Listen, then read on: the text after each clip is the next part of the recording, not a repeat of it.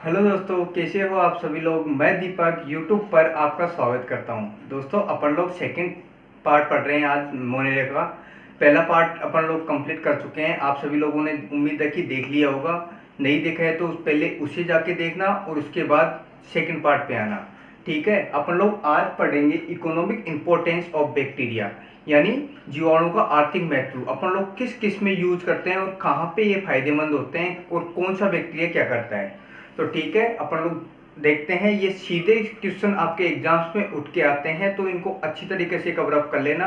यदि नहीं करोगे तो ध्यान रखना, आपका आधा नंबर कट जाएगा। ठीक है, अपने पास पहला बैक्टीरिया है अपने पास, दूध से दही बनाने वाला बैक्टीरिया। क्या? दूध से दही बनाने वाला बैक्टीरिया। दूध से दही बनाने वाला बैक्टीरिया, यानी conversion to milk to curd. ठीक है, कौन सा बैक्टीरिया होता है इसका, आप सभी को पता होगा। लैक्टोबैसिलस बैक्टीरिया का नाम ध्यान रखना, लैक्टोबैसिलस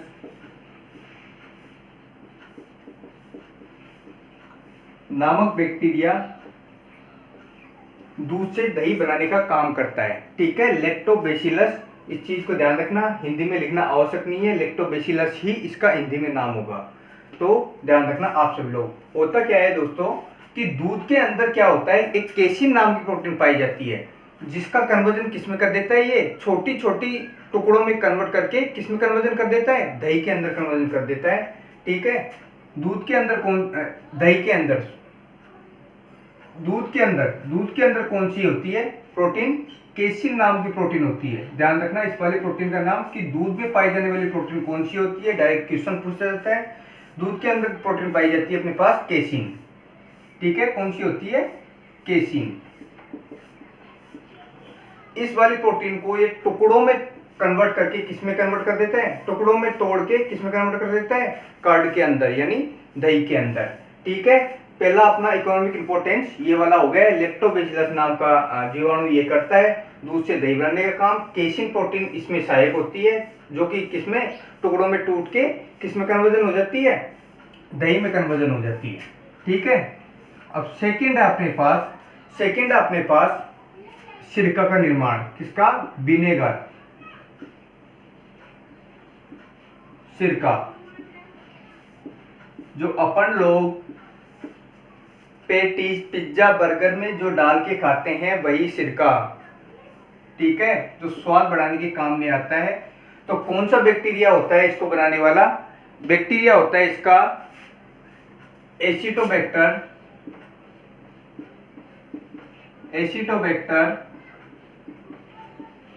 एसिटाई।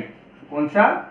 एसिटोबैक्टर एसिटाई नाम का बैक्टीरिया किसमें कन्वर्जन करता है, सिरका में कन्वर्जन करता है। क्या होता है दोस्तों कि अपने पास होता है एक शुगर घोल। ठीक है, कोई भी शर्करा का घोल ले लो, शर्करा का घोल, शर्करा मिक्सचर कोई भी ले लो, जिसमें शुगर प्रेजेंट होता है, जैसे चीनी वगैरह हो गया। तो यदि ये वाला बैक्टीरिया उसके अंदर कन्वर्जन हुआ, यदि ये वाला बैक्टीरिया उसके अंदर प्रेजेंट हुआ, कौन सा, मैं ए लिख देता हूं इसे, ए, तो किसमें कन्वर्ट कर देता है ये, एल्कोहल प्लस एसिडिक एसिड अपन लोग सिरका को ही बोलते हैं, ये आप लोगों को पता होगा। किसमें, सिरका या फिर विनेगर या फिर इसका नाम ध्यान रखना, एसिडिक एसिड। ठीक है, एसिडिक एसिड का केमिकल फॉर्मूला आप सभी को पता होगा, CH3COOH होता है। ठीक है, ये आप सभी लोगों को पता होगा। ठीक है, अब थर्ड है अपने पास, कौन सा, थर्ड है अपने पास कौन सा, भूमि की उर्वरकता बढ़ाने वाला बैक्टीरिया कौन सा होता है। ध्यान रखना, ये सारे के सारे क्वेश्चन पूछे गए हैं। आप सभी आगे आने वाले एग्जाम्स के अंदर भी यही वाले क्वेश्चन रिपीट होंगे, तो इन वाले क्वेश्चन को अच्छी तरह से कर लेना। भूमि की उर्वरकता बढ़ाने वाला बैक्टीरिया, भूमि की उर्वरकता बढ़ाने वाला बैक्टीरिया या फिर improve fertility of soil, improve fertility of soil. तो ध्यान रखना, आप लोगों ने नाम सुना होगा राइजोबियम बैक्टीरिया का। कौन सा? राइजोबियम बैक्टीरिया या फिर नाइट्रोबैक्टर,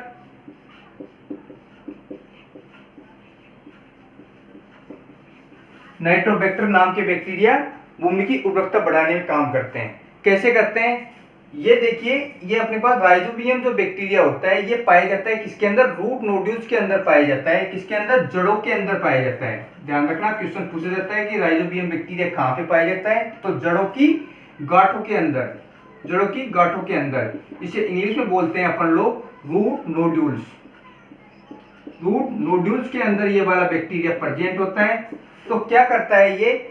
एनवायरमेंट से सीधा नाइट्रोजन को एब्जॉर्ब करके किस में कन्वर्ट कर देता है? नाइट्राइट में कन्वर्ट कर देता है। किस में कन्वर्ट कर देता है? नाइट्राइट में कन्वर्ट कर देता है। किससे? एनवायरमेंट से, यानी वातावरण से नाइट्रोजन को कन्वर्ट कर, नाइट्रोजन को एब्जॉर्ब करके किस में कन्वर्ट कर देता है? नाइट्राइट्स में कन्वर्ट कर देता है। नाइट्राइट्स में कन्वर्ट कर देता है ये वाला बैक्टीरिया, जिससे भूमि की उर्वरकता बढ़ जाती है। ठीक है, जैसे क्योंकि प्लांट्स के अंदर, ऐसे तो प्लांट्स के अंदर ये वाली कैपेसिटी नहीं होती है कि एनवायरनमेंट से सीधे नाइट्रोजन को एब्जॉर्ब कर सके, तो उसके लिए ये वाला बैक्टीरिया जिम्मेदार होता है। राइजोबियम, ज्यादातर प्लांट्स के अंदर राइजोबियम ही पाया जाता है, नाइट्रोबैक्टर भी होता है, तो दोनों नाम आप सभी लोग ध्यान रख लेना। ठीक है, अब आगे है अपने पास 4 नंबर पे तंबाकू की पत्ती की सुगंध बढ़ाने में कौन सा बैक्टीरिया काम में लिया जाता है? तंबाकू की पत्ती की सुगंध बढ़ाने में कौन सा बैक्टीरिया काम आता है? तंबाकू, टोबैको की पत्ती की सुगंध बढ़ाने वाला बैक्टीरिया, बढ़ाने वाला जीवाणु कौन सा होता है? ध्यान रखना, क्वेश्चन पूछा जाता है। उसका नाम होता है, थोड़ा लंबा नाम है, इस चीज को ध्यान रखना, बेसिलस मेगाथीनियम माइकोकोकस। ध्यान रखना, बेसिलस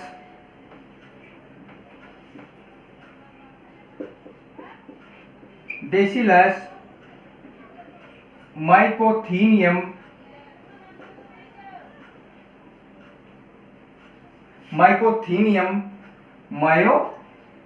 माइकोकोकस, बेसिलस माइकोथीनियम माइकोकोकस। तो तंबाकू की पत्तियों की सुगंध बढ़ाने में काम में लिया जाता है, और यही किसके लिए रिस्पॉन्सिबल बनता है? आगे जाके कैंसर के लिए रिस्पॉन्सिबल बनता है, क्योंकि जैसे ही पत्तियों के अंदर सुगंध बढ़ती जाती है तो इसका उपयोग किसमें किया जाता है?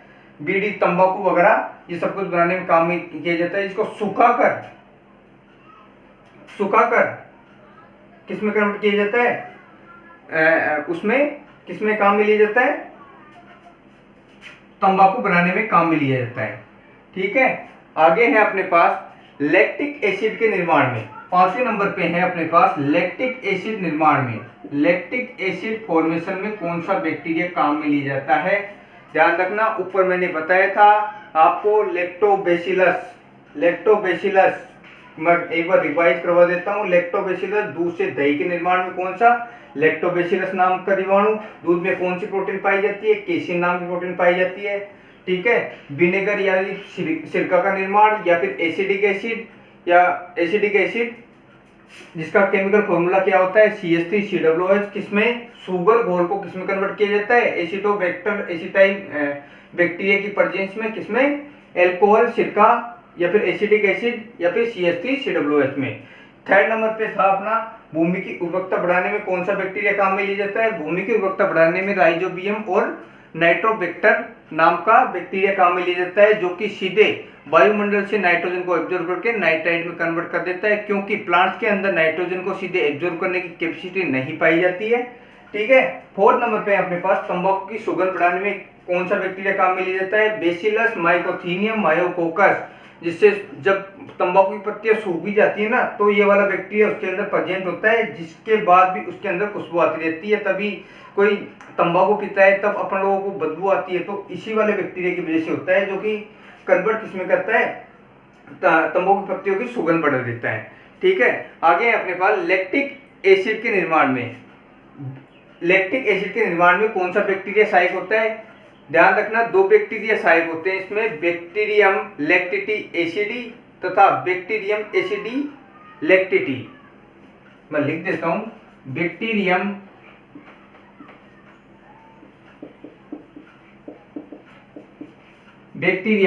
एसिडी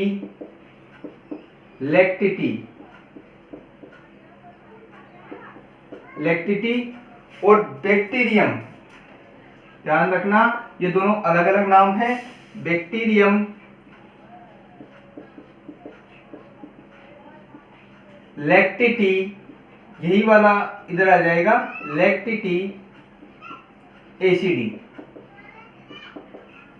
ये वाला बैक्टीरिया क्या करता है, लैक्टिक एसिड का फॉर्मेशन करता है, किसमें, लैक्टोज शर्करा जो कि दूध के अंदर पाई जाती है, लैक्टोज शुगर, उसका किण्वन किसमें कर देता है, किण्वन किसमें कर देता है, हाँ किण्वन किसमें कर देता है, लैक्टिक एसिड के अंदर। बैक्टीरियम एसिडी लैक्टिटी, बैक्टीरियम लैक्टिटी एसिडी, दोनों नाम के ये बैक्टीरिया होते हैं, तो ये कन्वर्ट कर देता है। एक बार स्क्रीनशॉट ले लीजिए आप इसका कंप्लीट का, या फिर लिख रहे हो तो फायदे में रहोगे, क्योंकि लिखा हुआ ज्यादा देर तक याद रहता है अपन को। ठीक है, लिख लिया होगा आप सभी लोगों ने। अब आगे है अपने पास 6 नंबर वाला बैक्टीरिया। 6 नंबर का बैक्टीरिया कौन सा है,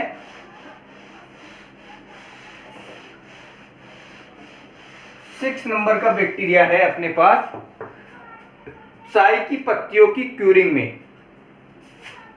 6 नंबर पे है अपने पास चाय की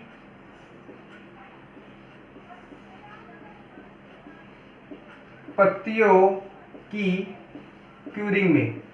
आप लोगों ने चाय के बागानों में चाय की पत्तियां जरूर देखी होगी, जो एक सजी हुई टाइप की होती है। तो वो क्यूरिंग करने का काम कौन करता है, क्यूरिंग में उनको सजाने का काम का, क्यूरिंग का मतलब ही सजावट होता है। तो ध्यान रखना आप सभी लोग, वो वाला बैक्टीरिया होता है माइकोकोकस कोंडिसेंस। ध्यान रखना, बैक्टीरिया है अपने पास, बैक्टीरिया है अपने पास इसके लिए माइकोकोकस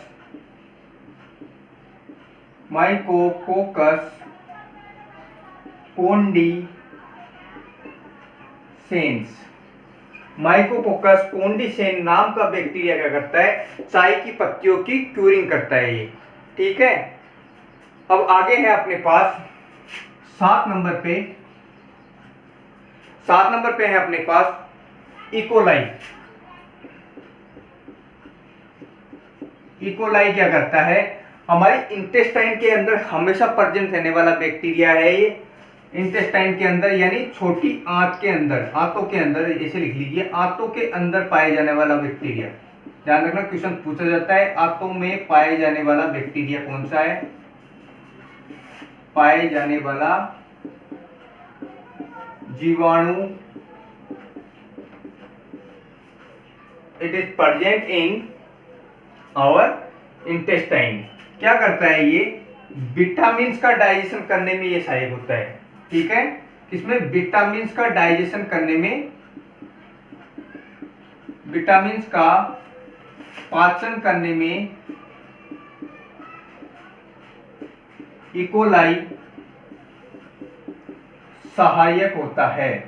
ठीक है, विटामिन का पाचन करने में इकोलाई जीवाणु सहायक होता है। ठीक है, ये क्वेश्चन पूछा जाता है आपके एग्जाम्स के अंदर, कई बार रिपीट हुआ है, ये सारे के सारे क्वेश्चन पूछे जाते हैं, तो ध्यान रखना आप सभी लोग। आगे है अपने पास 8 नंबर पे, 8 नंबर वाला बैक्टीरिया है अपने पास बेसिलस बल्गेरिस, जो कि एमाइनो एसिड को किसमें कन्वर्ट करता है, एमाइनो एसिड को अमोनिया में कन्वर्ट करता है। कौन सा, बेसिलस बुल्गेरिस। किसमें कन्वर्ट करता है, जीवाणु, क्या करता है, जीवाणु एमिनो एसिड से अमोनिया का निर्माण करता है। एमाइनो एसिड प्रोटीन की मुख्य क्रियात्मक इकाई एमिनो एसिड ही होती है, ध्यान रखना, आप सभी लोगों को पता होगा। एमाइनो एसिड से किसका निर्माण करता है? अमोनिया का निर्माण करता है, जो कि प्लांट की ग्रोथ में सहायक होता है। अमोनिया फॉर्मेशन करता है। कौन सा? बेसिलस बल्गेरिस नाम का जीवाणु। ठीक है, आप सभी लोग एक बार स्क्रीनशॉट ले लीजिए इसका। और 8 प्रकार के लाभदायक बैक्टीरिया है। ये क्वेश्चन बार बार पूछे जाते हैं आपके एग्जाम्स के अंदर, और हर कोई इन क्वेश्चंस को कवर अप करता भी नहीं है, तो ध्यान से देख लेना इनको। इनके नाम एक बार अच्छी तरह से 2-3 बार रिवाइज कर लेना, आपको अपने आप ही याद हो जाएंगे। ठीक है, आप लोग एक बार लिख लीजिए इसे।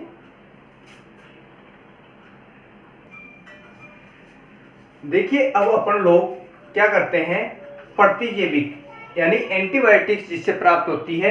कौन कौन से बैक्टीरिया होते हैं प्रतिजैविक प्राप्त करने, जिससे अपन लोग प्रतिजैविक यानी एंटीबायोटिक्स प्राप्त करते हैं। तो पहला है, सबसे पहले मैं बता देता हूं कि एंटीबायोटिक्स क्या होती है। एंटीबायोटिक्स होती है जो मतलब होता है ना, आपकी लोहा लोहे को कूटता है, वही काम करती है। यानी जीवाणु के विरुद्ध ही किसको बनाया जाता है? इन एंटीबायोटिक्स का फॉर्मेशन किया जाता है, जो कि अपन लोग बायोटेक्नोलॉजी वाले चैप्टर में पढ़ेंगे थोड़ा सा एंटीबायोटिक्स के बारे में डिटेल में। यहाँ पे अपन लोग बैक्टीरिया कवर अप कर रहे हैं, तो मैंने सोचा कि आपको थोड़ा बहुत इनकी जानकारी दे दूं। ठीक है, अपन लोग पहले देखते हैं। अपन लोग टॉप 10 एंटीबायोटिक्स है अपने पास। टॉप 10 एंटीबायोटिक्स में आप लोगों को यही याद रखनी है। इनके नाम बहुत ज्यादा आसान है, एक बार आप लोग याद करोगे तो आपके दिमाग में कंप्लीट रूप से ये फीडअप हो जाएगा। कंप्लीट नाम याद करने की आवश्यकता नहीं है। ठीक है, आप लोग एक बार इसका 2-3 बार रिवाइज कर लेना, कंप्लीट रूप से आपको याद हो जाएगा। ठीक है, पहला है अपने पास क्लोरोमाइसिटिन एंटीबायोटिक्स। क्लोरोमाइसिटिन एंटीबायोटिक्स, इसका क्लोरोमाइसिटिन जो ये एंटीबायोटिक्स है किससे प्राप्त की जाती है? स्ट्रेप्टोकोकस बेनिजुअली नामक बैक्टीरिया के द्वारा प्राप्त की जाती है। इस चीज का ध्यान रखना। क्लोरोमाइसिटिन स्ट्रेप्टोकोकस बेनिजुअली नाम के बैक्टीरिया के द्वारा प्राप्त की जाती है। ठीक है, मैंने इधर एंटीबायोटिक्स लिखी है और इधर लिखा है नेम ऑफ बैक्टीरिया। क्या है इधर? नेम ऑफ बैक्टीरिया, बैक्टीरिया का नाम, कंफ्यूज मत होना, बैक्टीरिया का नाम। ठीक है जी, देखिए पहले है क्लोरोमाइसिटिन। क्लोरोमाइसिटिन किसके द्वारा प्राप्त की जाती है? स्ट्रेप्टोकोकस बेनिजुअली के द्वारा। ठीक है, आसान है ना, एक बार रिपीट कर लेना अपने माइंड के अंदर 2-3 बार। ठीक है, सेकंड एंटीबायोटिक्स है अपने पास स्ट्रेप्टोमाइसिन। स्ट्रेप्टोमाइसिन किसके द्वारा प्राप्त की जाती है? स्ट्रेप्टोकोकस ग्रीसियस के द्वारा। स्ट्रेप्टोकोकस ग्रीसियस के द्वारा। थर्ड एंटीबायोटिक है अपने पास टेरामाइसिन। टेरामाइसिन किसके द्वारा प्राप्त की जाती है? स्ट्रेप्टोकोकस रिमोसस के द्वारा। स्ट्रेप्टोकोकस रिमोसस, सस को कहीं सुअर मत समझ लेना। ठीक है, ये एक एंटीबायोटिक्स है जो कि बैक्टीरिया होता है। कौन सी एंटीबायोटिक्स प्राप्त की जाती है इससे? टेरामाइसिन। ठीक है, फोर्थ नंबर पे है अपने पास स्ट्रेप्टोकोकस ओरिफेसियंस। स्ट्रेप्टोकोकस ओरिफेसियंस एंटीबायोटिक किसके द्वारा प्राप्त की जाती है? कौन से? स्ट्रेप्टोकोकस ओरिफेसियंस बैक्टीरिया के द्वारा कौन सी एंटीबायोटिक्स प्राप्त की जाती है? ओरोमाइसिन। कौन सी? ओरोमाइसिन। ठीक है जी, एक बार अपने दिमाग में रिटेन कर लीजिए वीडियो पुशअप करके।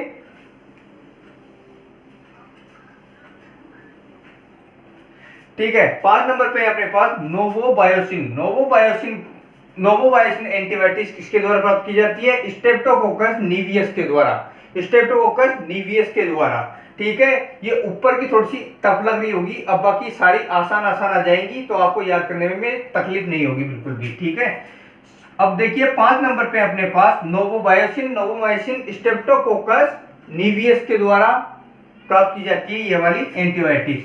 और 6 नंबर पे अपने पास निस्टेटिन एंटीबायोटिक्स किसके द्वारा प्राप्त की जाती है? स्ट्रेप्टोकोकस नोर्सी। 2-3 बार रिपीट कर लेना अपने माइंड के अंदर, मैंने भी ऐसे ही याद किया था। ठीक है, ये सारी एंटीबायोटिक्स है जो कि एग्जाम्स के अंदर पूछी जाती है। आगे है अपने पास इरिथ्रोमाइसिन। इरिथ्रोमाइसिन एंटीबायोटिक्स किसके द्वारा प्राप्त की जाती है? स्ट्रेप्टोकोकस इरिथ्रस के द्वारा। स्ट्रेप्टोकोकस इरिथ्रस, ठीक है, याद रख लेना आप सभी लोग। यहां तक तो अपना कवर हो गया किसके साथ? स्ट्रेप्टोकोकस के साथ, ठीक है। इनके नाम एक बार रिपीट कर लेना।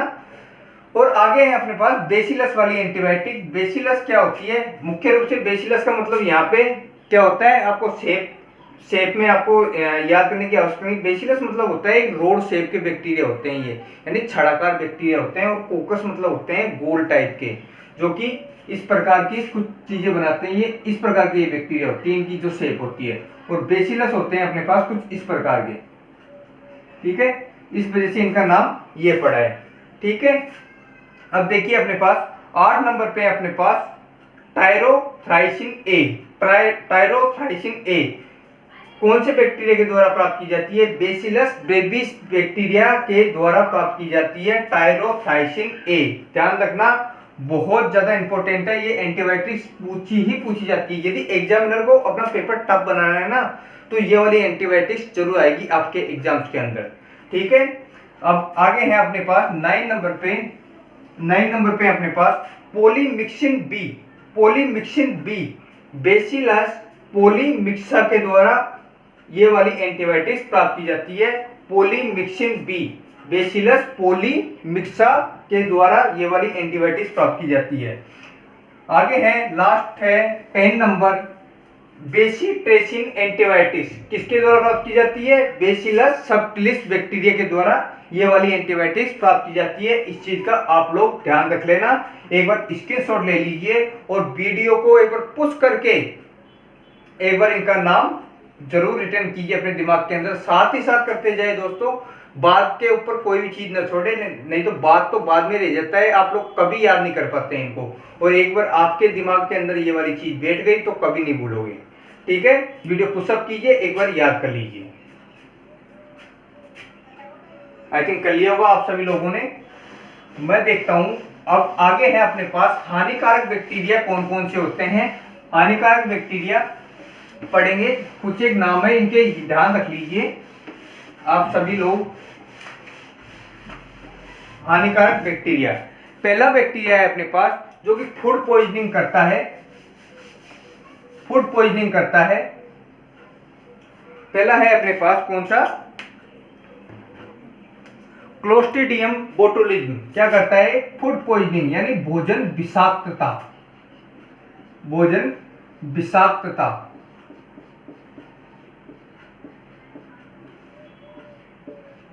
फूड पॉइजनिंग,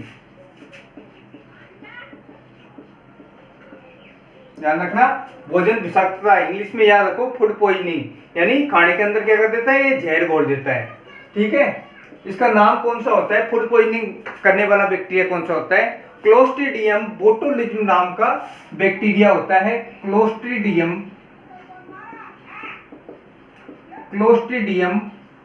बोटुलिज्म जीवाणु नाम का बैक्टीरिया होता है। तो ध्यान रखना, ये कौन सी वाली बीमारी क्रिएट करता है? ह्यूमंस के अंदर कौन सी बीमारी क्रिएट करता है? बोटुलिज्म नाम की बीमारी क्रिएट करता है। अपन लोग ह्यूमन एंड डिजीज वाला चैप्टर पढ़ेंगे, उसमें भी मैं ये वाली चीज लिखवाऊंगा। बोटुलिज्म नाम की बीमारी क्रिएट करता है ये फूड पॉइजनिंग क्लोस्ट्रीडियम बोटुलिज्म जीवाणु, ठीक है। सेकंड है अपने पास विनाइट्रीकरण करने वाले जीवाणु। विनाइट्रीकरण करने वाले जीवाणु, ध्यान रखना, अपन लोग हानिकारक बैक्टीरिया पढ़ रहे हैं, ये सब विनाइट्रीकरण। विनाइट्रीकरण यानी डीनाइट्रिफिकेशन, ठीक है। आप लोग हिंदी इंग्लिश में जरूर नाम याद रखा कीजिए इनका, क्योंकि इंग्लिश देखो, इंग्लिश याद करना बहुत ज्यादा आसान है, हिंदी में आप लोग बहुत ज्यादा कंफ्यूज हो जाते हो। तो वो वाली टर्म्स ज्यादा डिफिकल्ट होती है हिंदी, इंग्लिश बहुत ज्यादा आसान होती है, जो कि आपके अंदर तुरंत बैठ जाती है। आदत बनाइए, धीरे धीरे धीरे सब कुछ चीजें होती जाती है, ठीक है। आगे है अपने पास बेसिलस डीनाइट्रिफिकेंस। बेसिलस डीनाइट्रिफिकेंस कौन सा होता है? बेसिलस डीनाइट्रिफिकेंस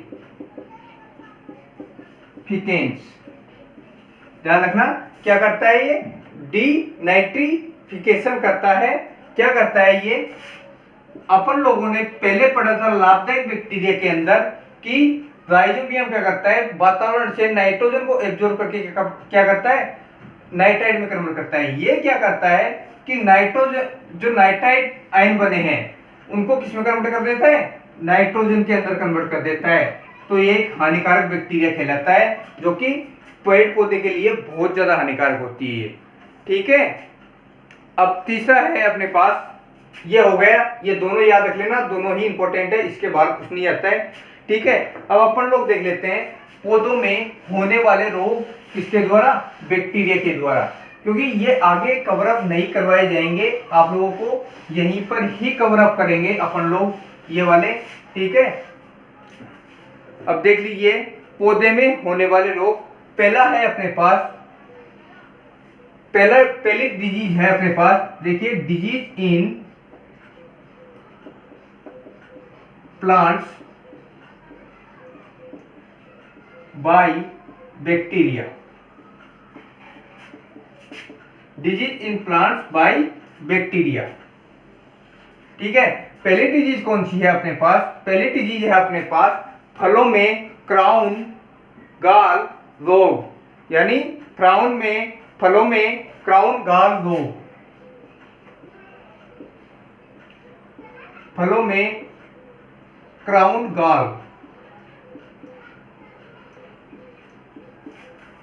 गाल डिजीज। क्या होता है इसमें, एक बैक्टीरिया होता है अपने पास agrobacterium tumefaciens, agrobacterium tumefaciens.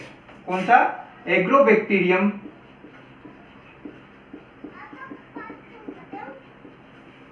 Tumefaciens. ध्यान रखना, इसका नाम याद रख लेना, ट्यूमिफेशियंस।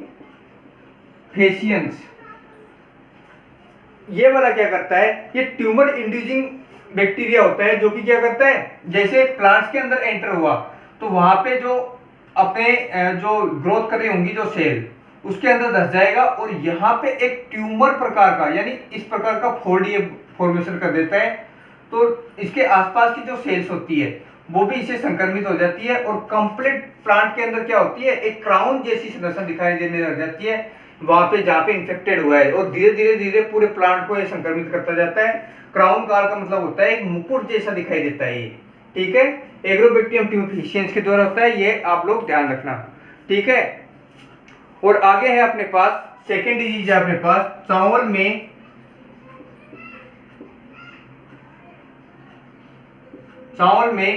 अंगमारी डिजीज, अंगमारी रोग। चावल में अंगमारी रोग। ठीक है, ये किसके द्वारा होता है, देखिए इंग्लिश में बोलते हैं इसे ब्लाइट ऑफ राइस। ध्यान रखना, इंग्लिश टर्म्स में पूछा जाता है ये, अंगमारी या पिछमारी कुछ नहीं आता है, सिर्फ इंग्लिश में टर्म्स पूछी जाती है एग्जाम्स के अंदर।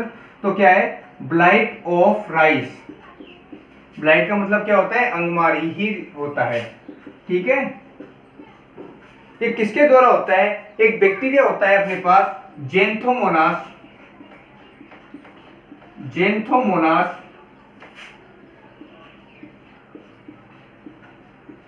ओराइजी के द्वारा,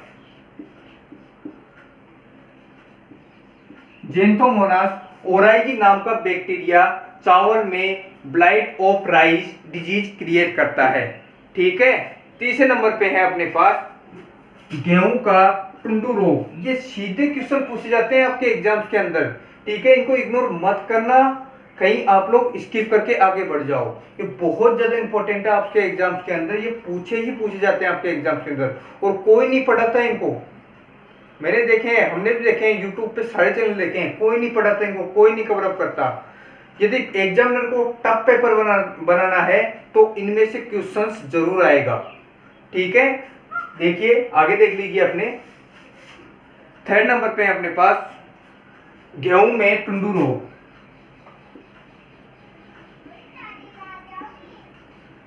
गेहूं में टुंडू रोग,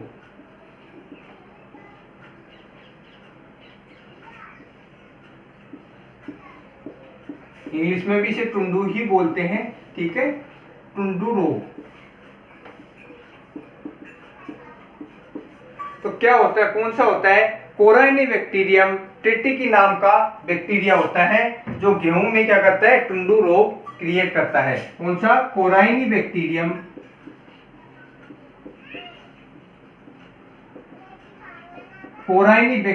ट्रिटिकी। देखिए ट्रिटिकम एस्टिवम गेहूं का नाम होता है, तो इससे आप लोग ध्यान रखना, ट्रिटी आ रहा है तो कौन सा वाला बैक्टीरिया, जो ट्रिटी आता है जिसमें कौन सा करता है, गेहूं के अंदर टुंडू रोग क्रिएट करता है। इस चीज का ध्यान रख लेना आप सभी लोग, ठीक है। आगे है अपने पास नींबू का कैंकर रोग या फिर सिट्रस कैंसर, जो कि किसके द्वारा होता है, ज़ैंथोमोनास सिट्री के द्वारा क्रिएट होता है। सिट्रस कैंसर लिख देता हूं मैं यहाँ पे, सिट्रस कैंसर इन लेमन, यानी गेहूं में कैंसर रोग कौन क्रिएट करता है, ज़ैंथोमोनास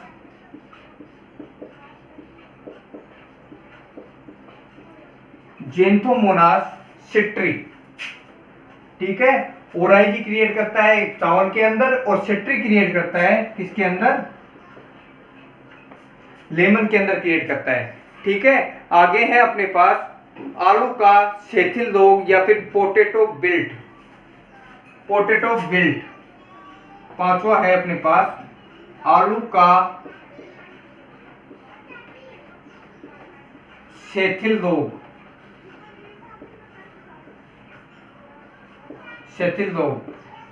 आलू का सेथिल रोग, यानी क्या कर देता है, उसके अंदर शिथिल अवस्था में ला देता है, यानी पोटैटो विल्ट कर देता है। ये पोटैटो विल्ट इसका इंग्लिश में नाम होता है। पोटैटो विल्ट का मतलब होता है कि उसके अंदर जो आलू की साइज होती है ना, उससे साइज कम कर देता है, यानी विल्टिंग का काम कर देता है ये, ठीक है। आलू का शिथिल रोग क्या होता है, स्यूडोमोनास सोलेनेरेसम, ठीक है। कौन सा बैक्टीरिया होता है, स्यूडोमोनास